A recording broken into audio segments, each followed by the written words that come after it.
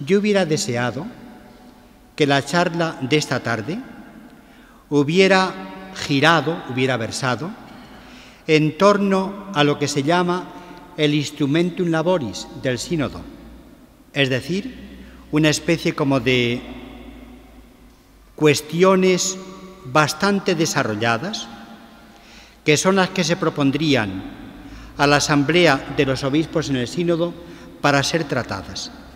Pero resulta que este instrumentum laboris no ha llegado todavía. Pero yo me mantengo en el título que se me había pedido y asignado, que es un sínodo para la nueva evangelización.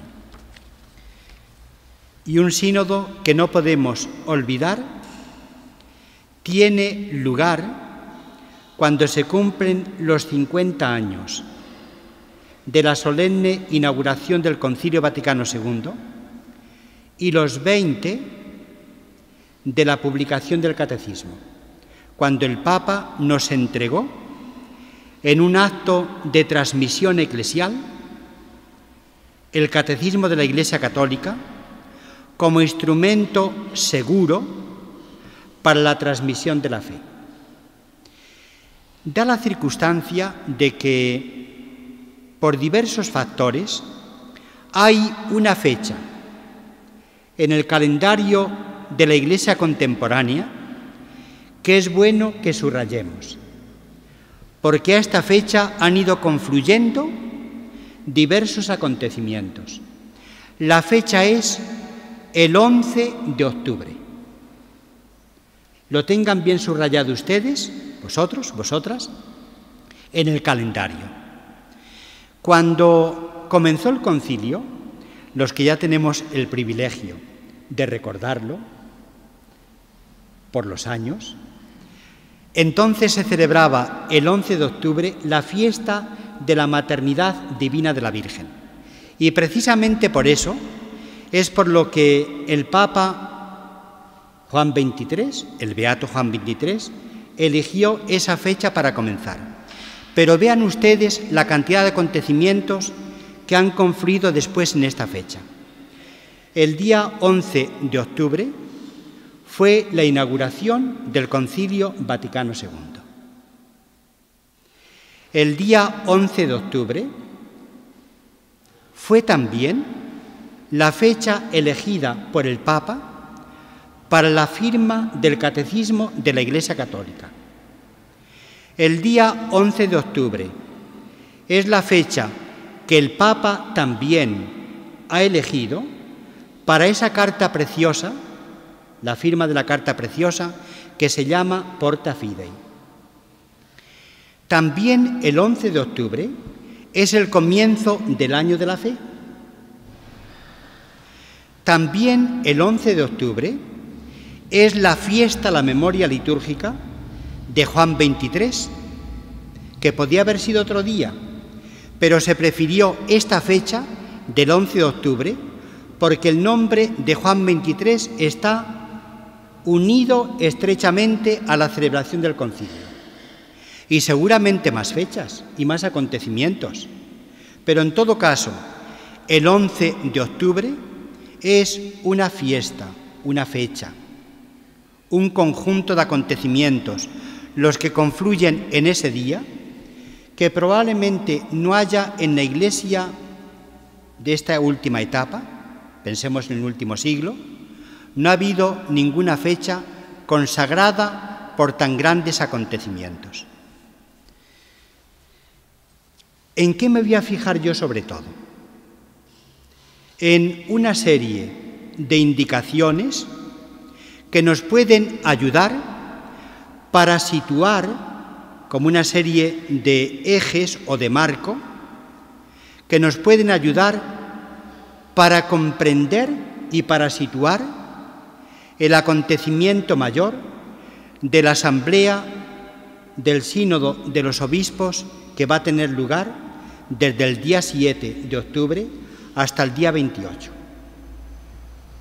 Son 3 semanas completas y 4 domingos.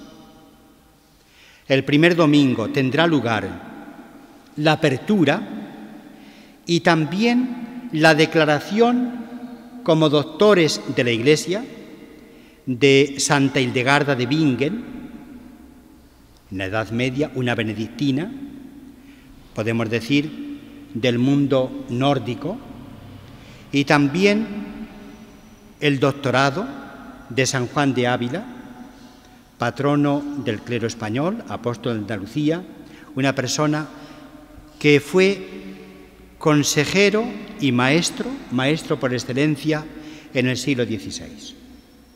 El día 7 de octubre los dos serán declarados doctores. Y es una fecha elegida intencionalmente en relación también con el sínodo.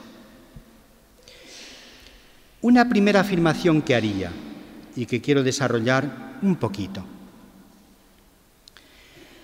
Está muy acertadamente elegido el que la celebración de los 50 años del comienzo del Concilio Ecuménico Vaticano II tenga lugar en un ámbito de renovación de la alegría de la fe. La fe no es ningún peso, la fe es un don del que estamos encantados. El Papa habla de recuperar la alegría de la fe para la transmisión con entusiasmo de la fe cristiana. Es un sínodo dedicado fundamentalmente a la evangelización. El título del sínodo es Nueva evangelización para la transmisión de la fe cristiana.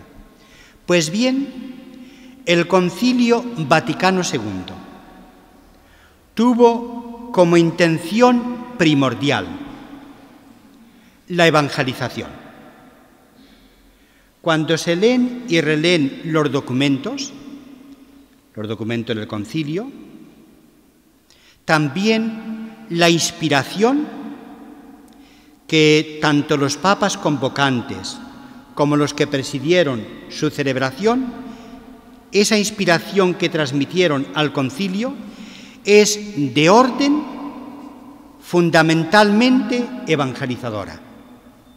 Ahí me ha llamado la atención cuando se vuelve una vez y otra sobre estos casos, y en muchas ocasiones pues hay que volver, también por el encargo ministerial, uno advierte lo siguiente, que la intención misionera para el Concilio Vaticano II fue la intención englobante. El Papa quiso la renovación de la vida cristiana, la unidad de los cristianos, la reforma de las instituciones de la Iglesia sometidas a cambio a lo largo de la historia, porque pueden envejecer. El polvo del camino también se puede pegar a las instituciones de la Iglesia, y de vez en cuando se necesita lo que dijo Juan XXIII, ese ayornamento. Ayornamento es una expresión italiana que quiere decir puesta al día.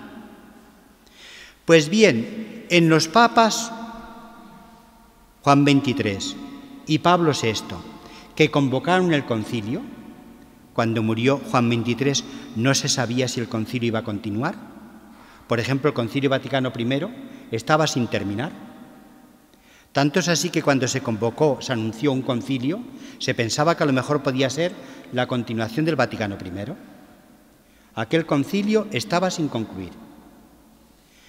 Cuando murió Juan XXIII, tampoco se sabía exactamente si el Papa siguiente iba a convocar el concilio, pero Pablo VI lo convocó. Lo presidió, promulgó sus documentos e hizo también la primera etapa de renovación conciliar, que fue muy intensa, porque el Concilio Vaticano II hizo muchos encargos de reforma. Cuando se releen los documentos, uno se da cuenta de cuántas cosas encargaba para que en la Iglesia se hicieran. Pero la finalidad evangelizadora emerge con mucha claridad. Por ejemplo, un dato: el texto neotestamentario de los Evangelios, el más citado en todo el íter conciliar, es el de San Mateo, capítulo 28, al final. Id por todo el mundo, haced discípulos de todos los pueblos, bautizándolos, etc., en el nombre del Padre, y sabed que yo estoy con vosotros todos los días hasta el fin del mundo. Este es el texto evangélico más citado. Y en la bula de convocatoria del concilio es necesario distinguir entre el anuncio del concilio, que Juan XXIII lo hizo en la Basílica de San Pablo Extramuros, justamente al terminar el octavario de oración por la unidad de los cristianos. Entonces anunció su intención de celebrar un concilio, pero no lo convocó hasta bastante más tarde. Lo convocó exactamente el día 25 de diciembre de 1961, casi un año antes de comenzar su celebración. Y en la bula de convocatoria del concilio va a decir lo siguiente. Son unas palabras que llaman la atención por la claridad, no solo entonces sino también hoy, del encargo fundamental que la Iglesia tiene. Entonces escribió Juan XXIII: la Iglesia asiste en nuestros días a una grave crisis de la humanidad, que traerá consigo profundas mutaciones. Un orden nuevo se está gestando y la Iglesia tiene ante sí tareas inmensas, como en las épocas más cruciales de la historia, porque lo que se exige hoy de la Iglesia es que infunda en las venas de la humanidad actual la fuerza perenne, vital y divina del Evangelio. Cuando se relee este texto a 50 años de distancia, uno dice, anda, si estas palabras parecen actuales. Todavía no terminamos de discernir con claridad las dimensiones de la crisis de humanidad que estamos atravesando, por muchos factores. Ciertamente estamos cruzando una etapa determinante de la historia de la humanidad. ¿Y qué es lo que entonces a nosotros como cristianos el Señor nos encomienda y nos pide? Que infundamos, es una expresión literaria bella, que infundamos en las venas de la humanidad la savia del Evangelio.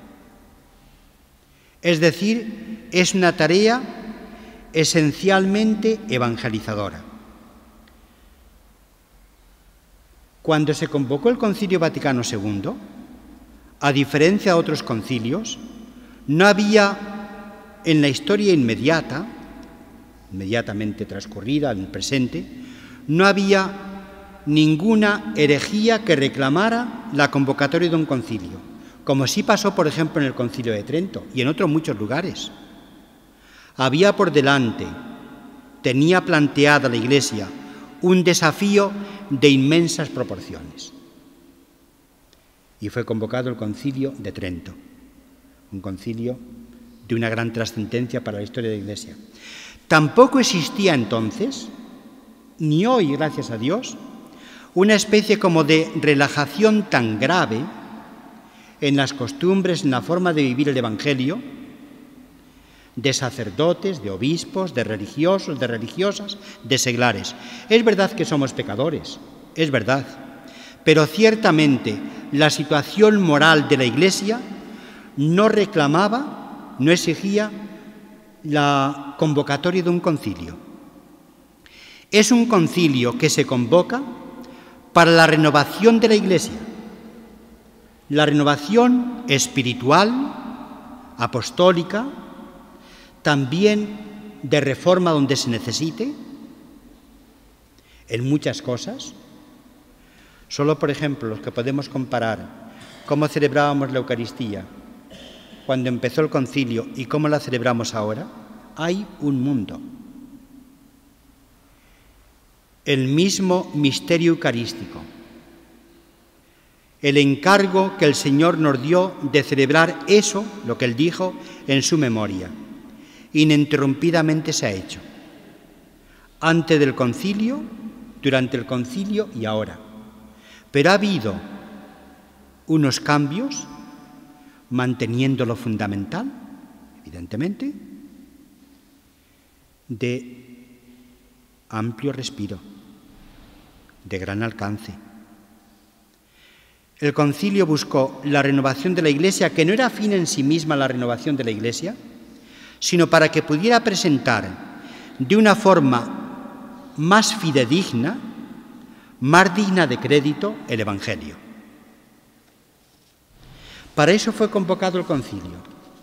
También recordamos, los que vivimos varios años antes, con conciencia, del comienzo del Vaticano II, el Papa Juan XXIII había pedido que en las comunidades cristianas, y no solo, también personalmente, se rezara una oración. Y el icono que dicen ahora, el referente fundamental, fue Pentecostés. Que el concilio sea como un nuevo Pentecostés para la Iglesia hoy. Leo concretamente la oración. Y en el contexto de la bula de convocatoria y antes, en muchas intervenciones que había tenido el Papa antes de comenzar el concilio, siempre nos recordaba que pidiéramos por los frutos del concilio, teniendo como referente primordial la fiesta de Pentecostés, en que el Espíritu Santo descendió sobre aquella comunidad naciente, sobre el colegio apostólico, con la Virgen, etc., para enviarlos, capacitándoles hasta el fin de la tierra, para llevar el Evangelio. En el momento que desciende el Espíritu Santo, comienza la misión de la Iglesia. Dice el Papa en esa oración: renueva en nuestro tiempo los prodigios de un nuevo Pentecostés y concede que la Iglesia Santa, reunida en unánime y más intensa oración en torno a María, Madre de Jesús, y guiada por Pedro, propague el reino del Salvador divino, que es un reino de verdad, de justicia, de amor y de paz. Aquí recoge el Papa esas características del reino que aparecen justamente en el prefacio de la fiesta de Cristo Rey, también estrechamente vinculada, de una forma o de otra, con la fiesta del Sagrado Corazón de Jesús. También que el reino del Sagrado Corazón de Jesús sea un reino de paz, de justicia, de libertad, de concordia, etcétera, etcétera. La perspectiva evangelizadora engloba todas las tareas del concilio. En el primer documento aprobado por los padres conciliares y promulgado por el Papa, que es la Constitución sobre la Liturgia, en el primer número se indican cuáles son los objetivos del concilio. Todos estos objetivos están como incluidos en una órbita mayor, englobante, que es justamente la órbita de la evangelización. El Papa Juan Pablo II, que tenía la capacitación y el arte de hacer como grandes perspectivas de la historia universal, admirable, sin duda, admirable, por ejemplo, fue el primero que empezó hablando. ¿Y por qué los acuerdos de Yalta, después de la Segunda Guerra Mundial, van a ser unos acuerdos definitivos? ¿Por qué no se puede pensar en su cambio? Sí. Y en relación con lo que estamos nosotros tratando ahora, el Papa va a decir aproximadamente lo siguiente, justamente cuando nos acercábamos a las celebraciones del jubileo del año 2000. en un documento que se llama Tercio Milenio Adveniente, es decir, cuando va llegando la celebración del tercer milenio.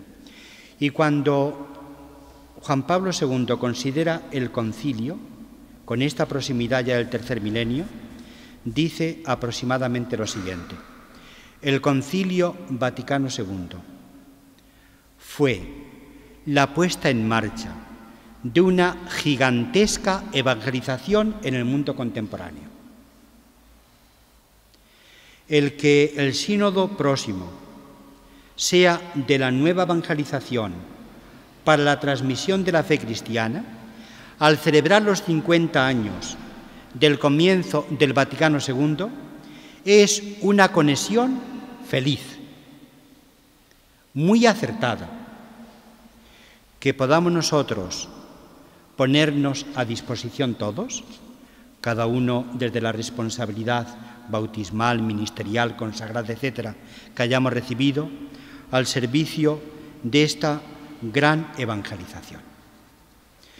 El concilio tenía esa intención última.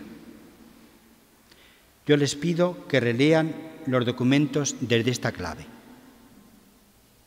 una clave que va apareciendo de tantas formas, pero es una clave de la transmisión del Evangelio fielmente, eficazmente, transparentando el rostro del Señor en nuestro tiempo.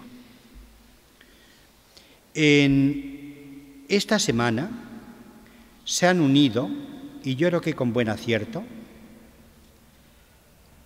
algo que en la nueva evangelización debe de estar presente. La nueva evangelización no se trata solo de proyectos de laboratorio, también hay que reflexionar.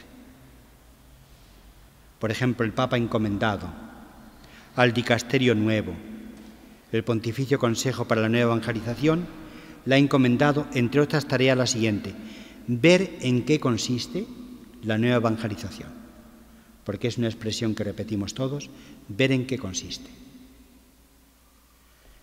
¿Qué calado puede tener en medio de nuestra cultura? Teniendo en cuenta que la nueva evangelización tiene una aplicación singular en Europa, especialmente la Europa occidental, si queréis, de forma particular en nuestro área cultural, donde hoy no es excepción, como era hace no muchos años, el que aparezcan ateos o indiferentes o agnósticos o personas que se encogen de hombro, quizá a lo mejor no con un ateísmo beligerante ya, pero hoy la cuestión de Dios, el Papa lo ha dicho en muchas ocasiones, es la cuestión primordial de nuestra acción pastoral. El atrio de los gentiles, que es una iniciativa bien sugerente que el Papa hizo por primera vez en el viaje a las repúblicas de Chequia, de Eslovaquia, precisamente ante una especie de difusión masiva del ateísmo, hizo esa sugerencia: ¿por qué la Iglesia no se acerca a las personas que continúan buscando a Dios, que a lo mejor no lo han encontrado, pero que advierten en su propio ser que necesitan a Dios? Entonces, el atrio de los gentiles, en la comparación con la estructura del Templo de Jerusalén, el atrio de los gentiles era el lugar hasta donde podían acercarse los que no eran miembros todavía del pueblo de Dios, pero podían tener interés, los temerosos de Dios, por ejemplo, podían tener interés en acercarse a la religión judía, y efectivamente se acercaban. En este sentido es como la nueva evangelización acontece en unas coordenadas culturales que no se trata simplemente de hacer lo mismo de siempre, sino de ver de qué forma podemos evangelizar nosotros hoy. Por ejemplo, hoy es más difícil la evangelización que lo que Pablo encontró cuando llegó a Atenas. Cuando llegó Pablo a Atenas y fue recorriendo la ciudad, por dentro se reconcomía, porque veía altares dedicados a todos los dioses. Y él, con el celo apostólico por el Evangelio, estaba interiormente sufriendo.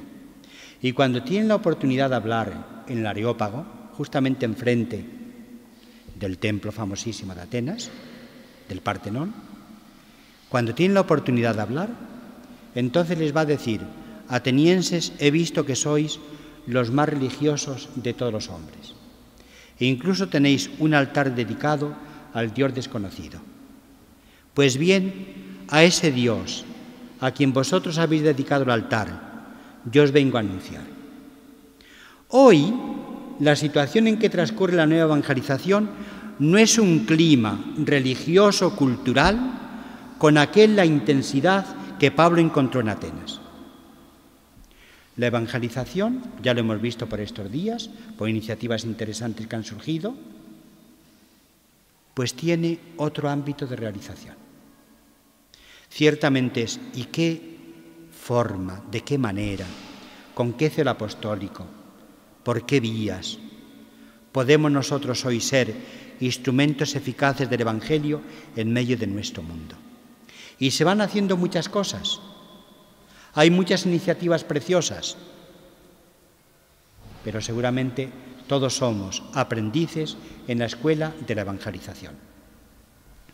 Se puede ver, continuando con estas cosas, se puede ver cómo los movimientos más fecundos apostólicamente en el posconcilio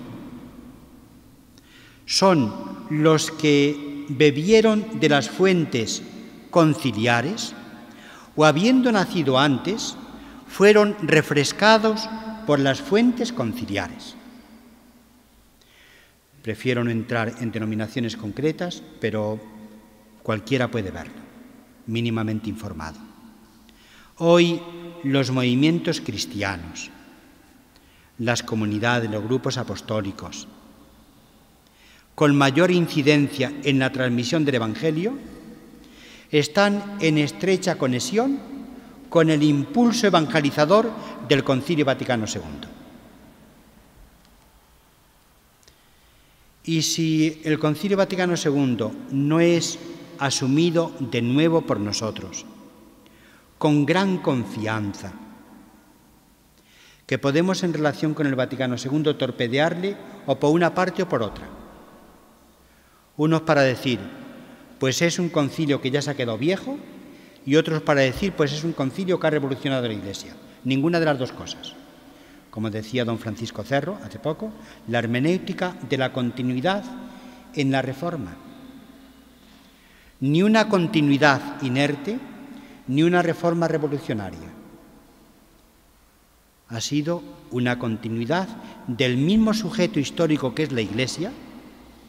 Somos los mismos creyentes, creemos en lo mismo, celebramos los mismos sacramentos, rezamos el mismo Padre Nuestro. El mismo sujeto creyente es el que celebró el concilio a través de sus obispos y el que estamos viviendo en este tiempo de 50 años ya casi que nos separan de la celebración de este magno acontecimiento, el mayor sin duda de la Iglesia en la época contemporánea, sin duda. Y no solo de la Iglesia católica, sino también de las confesiones cristianas, de todas las confesiones cristianas. Es un concilio evangelizador hacia la nueva evangelización, queremos asumirlo, con una disponibilidad y una obediencia a la misión del Señor. Como preguntaba Isaías, libro de Isaías, ¿a quién enviaré? Haciéndose eco de la palabra del Señor. Aquí estamos, Señor, envíanos.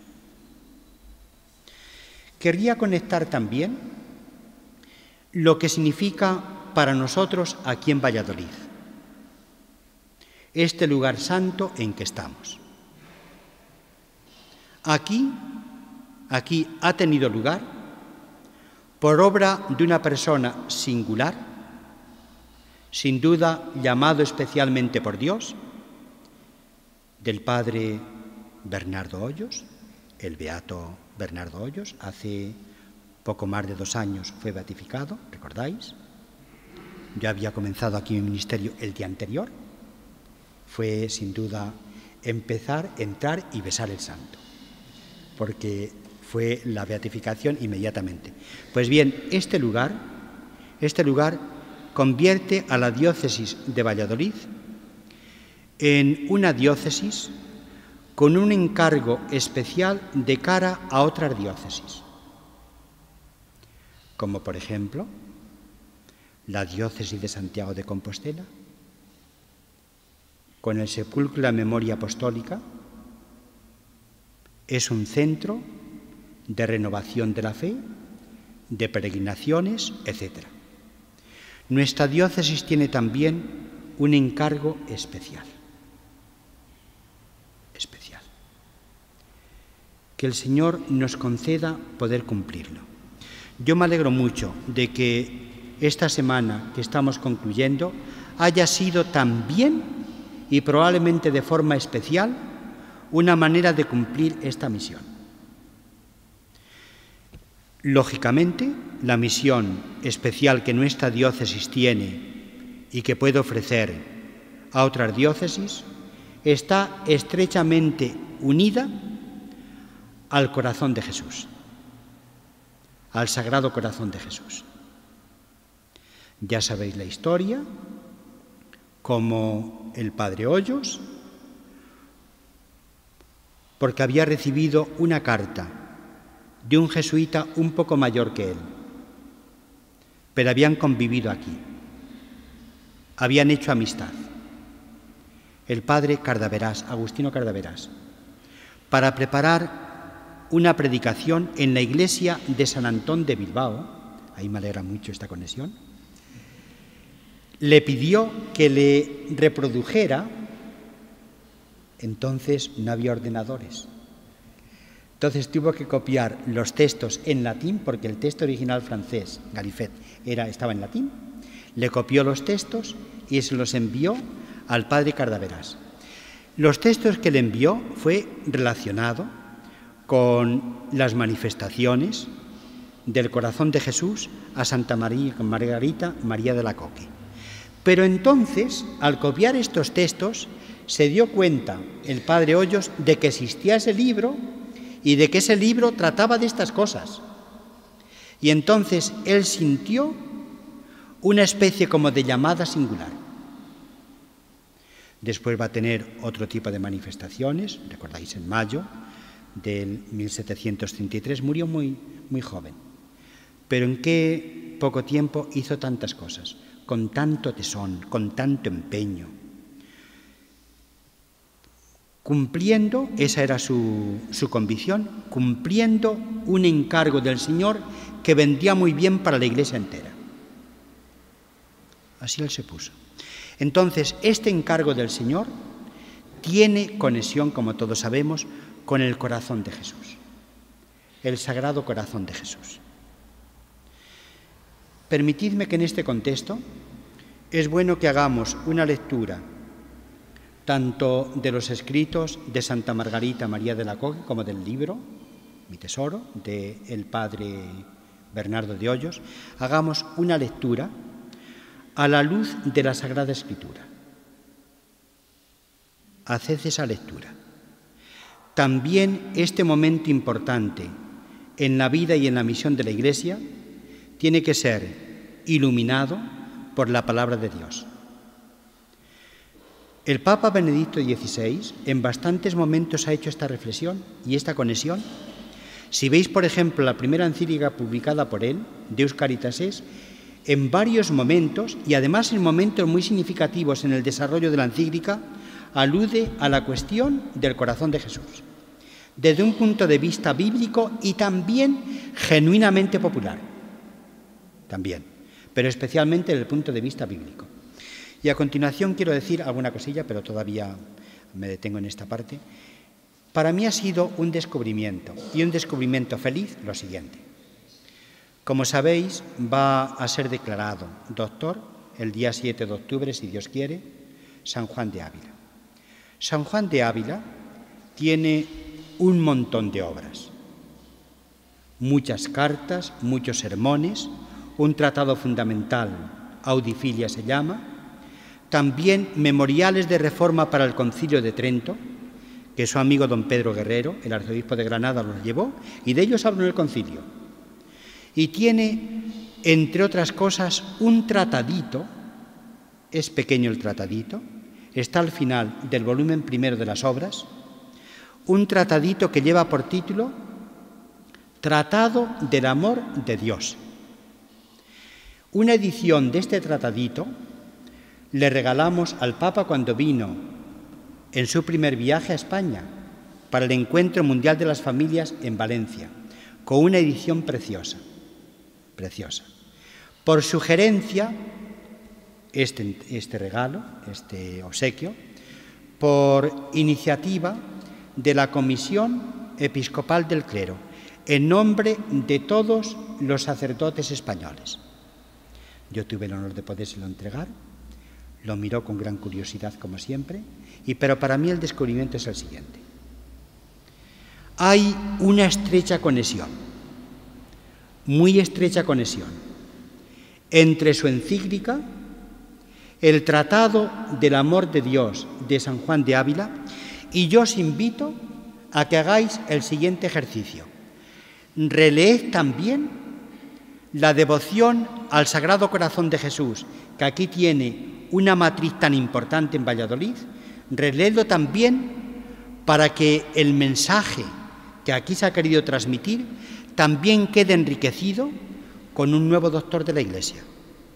No son muchas páginas, unas 20 o 25 páginas, pero es un texto precioso.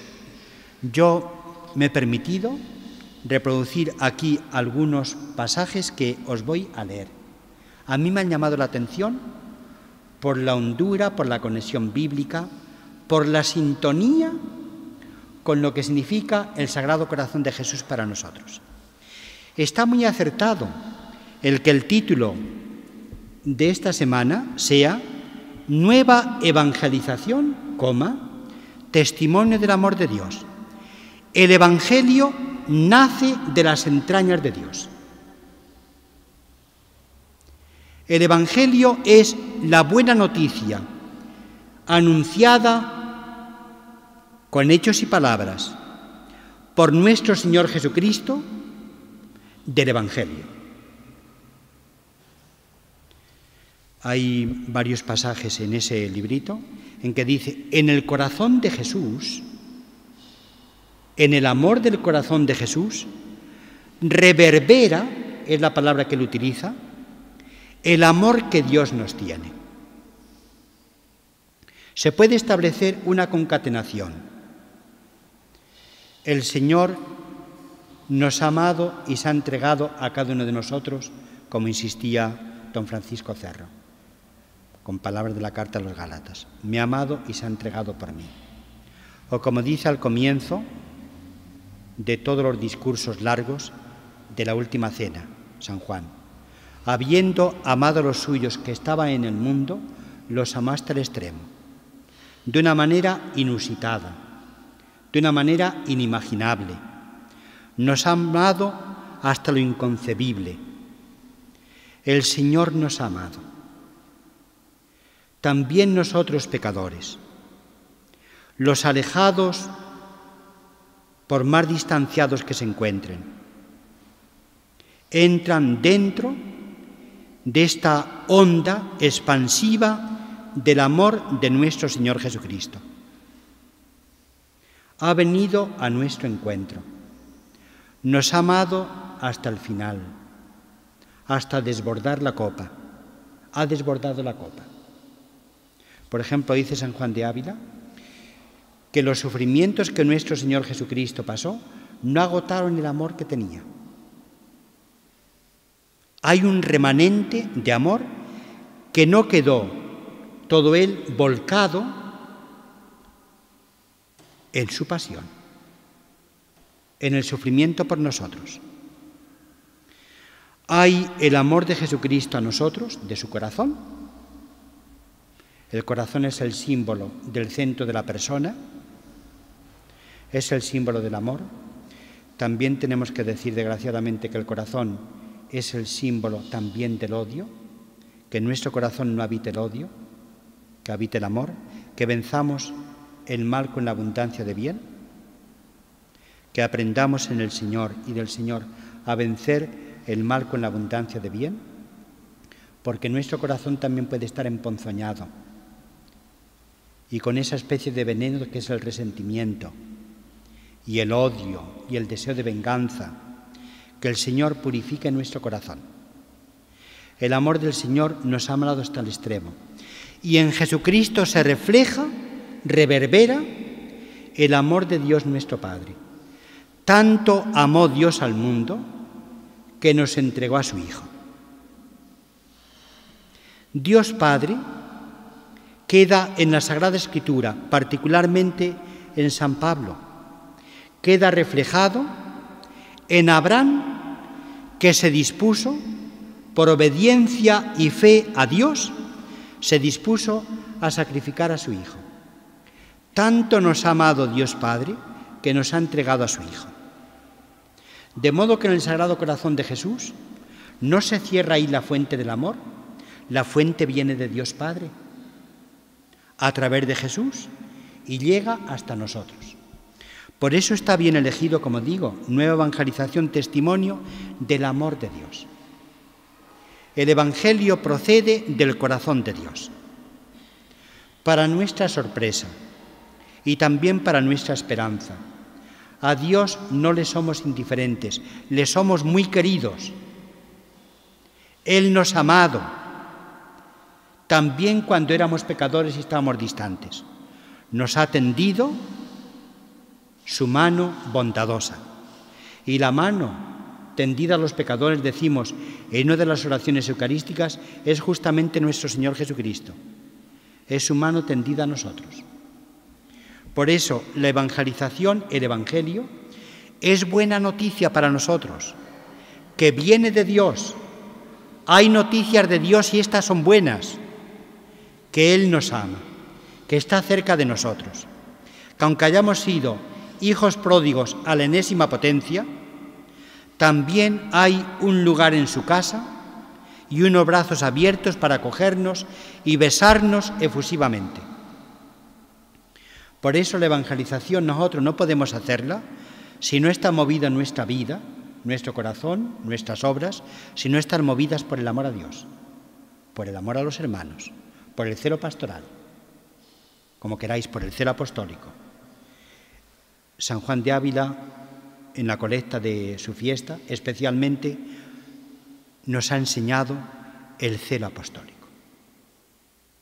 Una especie como de ardor interior por la gloria de Dios y por la salvación de las almas, que son los dos términos en que el celo apostólico especialmente queda concretado. Yo termino cuando sea, pero voy a leer algún texto de San Juan de Ávila, porque a mí me parece, son textos preciosos.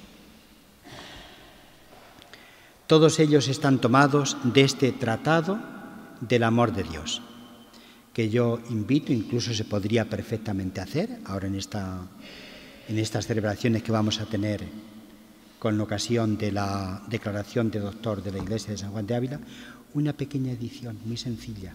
Se lee muy bien. San Juan de Ávila era especialmente una persona marcada por el paulinismo, por la cercanía a los escritos de San Pablo, pero de toda la Sagrada Escritura como conjunto. Pues bien, él dice, la causa que nos mueve el corazón al amor de Dios es el considerar profundamente el amor que Él nos tuvo y con Él su Hijo benditísimo. Nosotros no somos fuente de amor, nosotros lo recibimos. Dios es amor. Él se define así como el amor. y nosotros estamos invitados a brevarnos en esta fuente. ¿No hemos entrado nosotros en el seno de vuestro corazón, Dios mío, para ver esto, mas el unigénito vuestro, que descendió de ese seno, trajo señas de ello y nos mandó que os llamásemos Padre por la grandeza del amor que nos teníais? ¿Ves qué oración dirigida a Dios Padre? ¿Dónde hemos aprendido nosotros a llamar Padre a Dios? De labios de nuestro Señor Jesucristo. Y nuestro Señor Jesucristo, dice aquí San Juan, que esto lo aprendió en el seno del Padre. Él es el Hijo unigénito. De modo que el amor de Dios brota como una cascada del Padre en el corazón de Jesús. Se fragua el amor para la humanidad, es un remanso de amor, una fuente de misericordia para nosotros, y a ella nos acercamos. El amor de Dios, son comparaciones que Él hace, sobrepasa el amor que pueden tenernos nuestro Padre, nuestra Madre o el esposo y la esposa. Las pruebas que nos dio aparecen en el Evangelio. Entregó su vida. Nadie tiene amor más grande que el que da la vida por los amigos. Vosotros sois mis amigos. Entregó su vida por nosotros. Estas son las señas de identificación del amor del Señor. ¿Cómo vamos a decir que amamos a una persona y diariamente la estamos tendiendo trampas y nos estamos aprovechando de ella?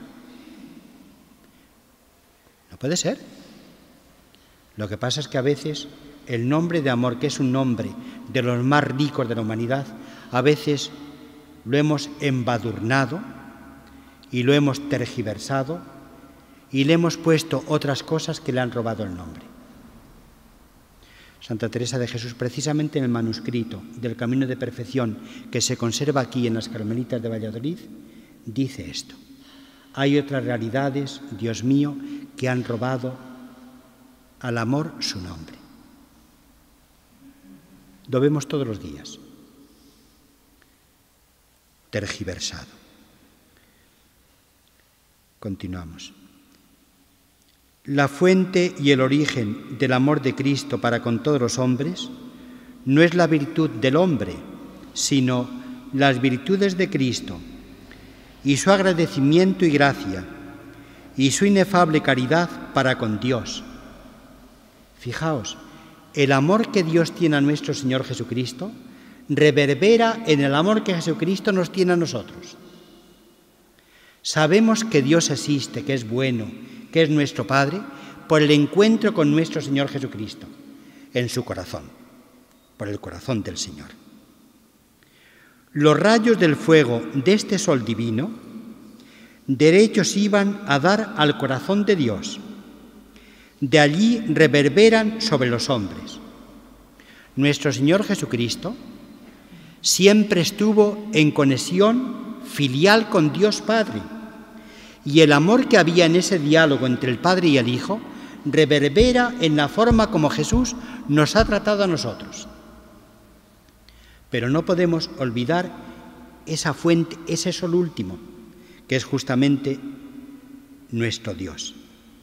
Jesús mucho más amó que padeció, y mucho mayor amor le quedaba encerrado en las entrañas de lo que nos mostró acá, de afuera en sus llagas. El misterio del amor de nuestro Señor Jesucristo es como una mina con muchísimos filones, según la comparación de San Juan de la Cruz. Preciosa comparación. El inagotable amor que Jesucristo nos tiene, que viene de la fuente del Padre. Cuán firmes son los estribos de nuestro amor, y no lo son menos los de nuestra esperanza. ¿En qué se asienta nuestro amor? ¿Qué fundamento tiene nuestra esperanza? De mirar tú su corazón y voluntad, resulta me amas a mí. porque así lo pide tu obediencia. Jesús, en la obediencia al Padre, nos mira a nosotros también compasivos, porque Él está cumpliendo la voluntad del Padre. La voluntad del Padre es nuestra salvación, el amor que Él nos tiene. Y de mirar el tú, Dios Padre, tus pasiones y heridas, procede remedio y salud, porque así lo impides tus méritos. San Juan de la Cruz desarrolló en la Audifilia, y lo desarrolla aquí también, las tres miradas de Jesús. Una mirada a Dios Padre, esta mirada de obediencia filial, de amor inagotable, la mirada al Padre, la mirada a nosotros y la mirada a su misión. De modo que en la obediencia al Padre y en la mirada que el Padre tiene a la obediencia de Jesús está la fuente de nuestra salvación, que es una especie como de fondeamiento, podemos decir, de la devoción al corazón de Jesús en estas aguas del Nuevo Testamento, porque todos son textos los que aquí va desarrollando San Juan de Ávila, son muchos textos. Si el Hijo obedece, ¿quién no será amado? Porque Jesús obedece al Padre, nosotros somos amados. ¿Quién no será amado? Y si el Padre mira, ¿quién no será perdonado? En las complacencias que el Padre tiene en el Hijo, encontramos nosotros la misericordia.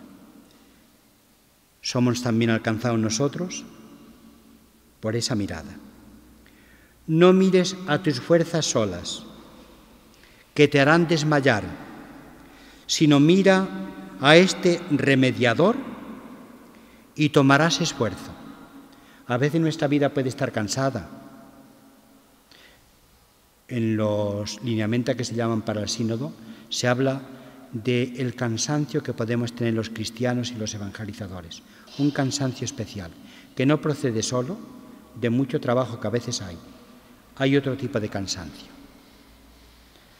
Pues bien, tomaremos esfuerzo, venceremos el cansancio, si nosotros no miramos a nuestras fuerzas y no nos apoyamos en ellas, sino que miramos a nuestro remediador, que es Jesucristo, el que nos remedia, el que nos salva. Mirándonos solos a nosotros mismos, desmayamos, que la tarea encomendada es inmensa. No podemos solo apoyarnos en nuestras fuerzas. Nos apoyamos en las fuerzas del Señor. Si crees de veras que el Padre te dio a su Hijo, confía también que te dará lo demás, pues todo es menos. El que nos ha entregado a su Hijo, ¿cómo no nos va a dar todo por añadidura? En este sentido, estos textos de San Juan de Ávila nos ayudan a conectar el Sagrado Corazón de Jesús, donde reverbera el amor del Padre, con el amor que Él nos tiene, que procede en definitiva del amor de Dios. Jesús es el Hijo que nos muestra los rasgos de Dios Padre. En Él somos amados y queridos. Pues bien, sobre estas cuestiones y otras versará, si Dios quiere, el sínodo del otoño próximo, del mes de octubre próximo, que va a girar, como sabéis, sobre la nueva evangelización. Ojalá estos textos tan bellos, con un contenido tan hondo, podamos ponerlos al alcance, y no solo para comprenderlos, sino para vivirlos en nuestro momento actual. Ojalá podamos hacerlo. Es una encomienda preciosa la que el Señor nos hace. Hay, a lo largo de esta semana, como sabéis, otro tipo de encuentros que han tenido como objetivo explicarnos, informarnos sobre experiencias de evangelización, que es bien interesante, porque la evangelización no se hace solo con palabras y reflexiones, sino sobre todo con obras y con experiencias en el camino apostólico de la Iglesia. y hay experiencias bien ricas. A veces, si no levantamos la mirada, podemos quedar un poco como aplastados, pero cuando se ve la mirada, hay, y aquí sí que tiene sentido la palabra brotes, hay brotes verdes, muchos brotes verdes. Gracias a Dios, gracias a Dios. Hay muchos. El Concilio Vaticano II está en el comienzo, en el fundamento, decía Juan Pablo II, de esta gigantesca evangelización. Que el Señor nos dé gracia para hacerla y para participar nosotros en esta generación de evangelizadores o estas generaciones de evangelizadores. Muchas gracias.